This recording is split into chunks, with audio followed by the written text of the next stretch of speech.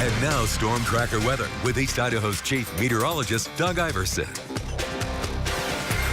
Storms continue up north, northern edges of the upper Snake River Plain. You can see a strong thunderstorm. You got Hamer right there, and it's moving in across the sand dunes. So if you're going to venture that way here in the next little bit, take your UTV, ATV, or whatever TV you have.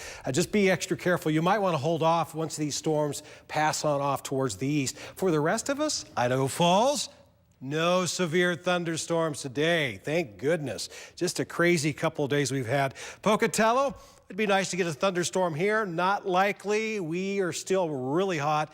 Temperatures in the 90s yet again, keeping that record going 24 days in a row. So tonight for the Snake River Plain, we have isolated rain showers and thunderstorms, basically from about Rigby north, so that would include Rexburg, St. Anthony. Idaho Falls, 49 for low. We're cooling off at night. Pocatello will have a low of 60. Now for the Central Mountains, mostly clear. Lows will range from the upper 30s to the upper 50s. Arco will have a low temperature of 57. Look at Stanley, though. Wow, all the way down to 38 degrees. For the highlands in western Wyoming, most of the storminess is up in Fremont County. So Island Park, that's why we'll say isolated, generally speaking. Pretty numerous as far as the storm coverage up there, but you take the whole area, the highlands in western Wyoming, it's just isolated. Yellowstone, definitely some thunderstorms this evening with a low of 38 by the time the weather all settles down. And then Soda Springs, 10 degrees warmer overnight with a low of 48.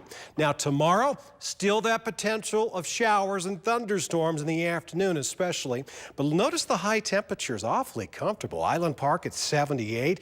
Yellowstone getting a little chilly, 71. Almost 60s for lows, or for highs rather, 84 at Soda Springs, Afton 81. Now for the Central Mountains, mainly sunny and more 90s. Salmon and Chalice will both be in the lower to mid 90s.